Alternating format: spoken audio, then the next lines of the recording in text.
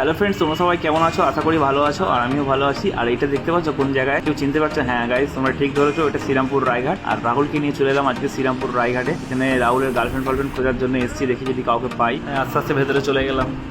আর এখান থেকে খুব সুন্দর লাগছিল গঙ্গার ভিউটা, আর ফুরফুরে হাওয়া দিচ্ছিল, বেশ খুব সুন্দর লাগছে। আর ওয়েদারটাও খুব সুন্দর, বাট একটু গরম আছে, এটাই যে আমাদের একটু কষ্ট হচ্ছে। আমরা দুপুরবেলায় গেছিলাম আর চারদিকটাও ফাঁকা ফাঁকাই দেখছিলাম, মানে আশেপাশে কেউ ছিলও না। বিকেলে বেলায় ভিড় হয় শুনেছি। বল না আর কোন সে ভালোবাসার জোয়ার, কতবার ঢেউয়ে ভাসাবে মন পাহাড়।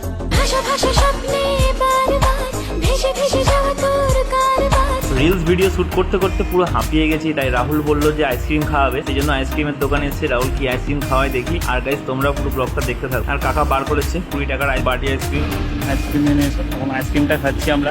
তাও তোমরা ব্লগটা দেখো। বলো আইসক্রিমটা, চকলেটি আইসক্রিম রাহুল এখন খাবে, আমাকে দেবে না। রাহুল আমায় দেবে না? আমারটা কই? কেমন টেস্ট? হ্যাঁ ও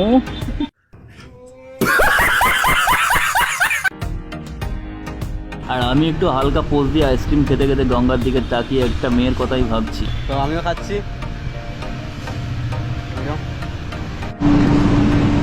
এদিকটা কোনো উচিত পেলাম। তো আমরা এখন চলে যাচ্ছি। তো আমরা এখন চলে যাচ্ছি, আর গরমে ভালো লাগে না, সব থেমে যাচ্ছে। রাহুল তো পুরো থেমে চান করে গেলে। তো গাইস এইটুকুনি আজকের ব্লগ ছিল। তা তোমাদের সঙ্গে স্টেশনে গিয়ে দেখা হচ্ছে, আর এই সামনে দিয়ে বেরিয়ে যাবো।